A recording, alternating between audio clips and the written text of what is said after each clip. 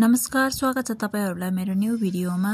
नयाँ वर्ष पनि सुरु भइसक्यो। साना साना नानी बाबुहरुको नयाँ भर्ना, नयाँ कपी किताब सबै थोक नयाँ। सो आज मैले चाहिँ सजिलो तरिकाबाट किताबमा गाथा हाल्न सिकाउन जाँदैछु। कृपया भिडियोलाई पुरा हेरिदिनु होला र भिडियोलाई लाइक र च्यानललाई सब्स्क्राइब गर्न चाहिँ नबिर्सनु होला।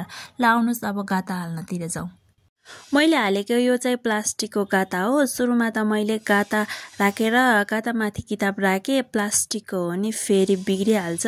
किताबको अगाडि पछाडि छोपिनी गरेर फोल्ड हुने गरेर अलिकति स्टापनर लगाउने भाग राखेर मैले कैचीले काटिदिए अनि त्यसलाई बराबर गरेर किताब पनि बिचबाट राखेर अनि त्यो गाथालाई पहिला फोल्ड गरे, शेप बनाइदिए अनि स्टापनर लगाउन सजिलो हुन्छ नि। दुईतिरबाट मजाले शेप बनाइसकेपछि चाहिँ अगाडिपट्टिको भागमा चाहिँ मैले गाथा खोल अनि त्यसपछि दुईटा गरेर पेपर राखेर अनि त्यसलाई फोल्ड गर्दिए।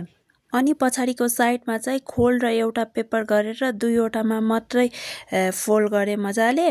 अनि पछाडिपट्टि चाहिँ फेरि पढ्नुपर्छ नि, किताब हुन्छ, किताबमा लेखेको हुन्छ। सो अगाडि चाहिँ लेख्दैन अनि पछाडि चाहिँ लेखेको हुन्छ। त्यही भएर दुईटामा मात्रै स्टापनर लगाइदिए। दुवै साइडमा मैले अगाडि पछाडि गरेर स्टापनर तीनटा लगाइदिए। धेरै पनि लगायो भने फेरि बच्चाहरुको हात काट्छ। सो मैले तीनटा मात्रै लगाइदिएको छु।